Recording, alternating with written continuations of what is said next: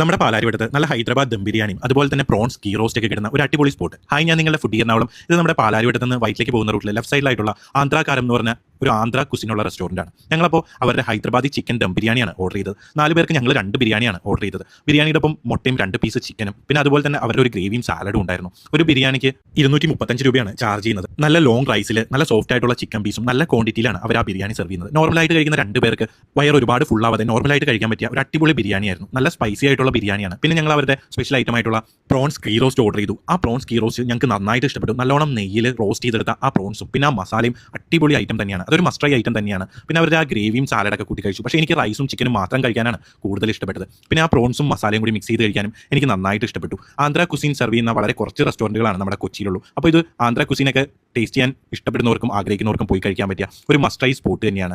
Rate ഒക്കെ അത്യാവശ്യം normal തന്നെയാണ്. അപ്പോൾ നിങ്ങളും പോയി ട്രൈ ചെയ്ത് നോക്കുക, അഭിപ്രായം അറിയിക്കുക. വീഡിയോ ഇഷ്ടപ്പെട്ടാൽ ലൈക്ക് ചെയ്യുക, ഷെയർ ചെയ്യുക.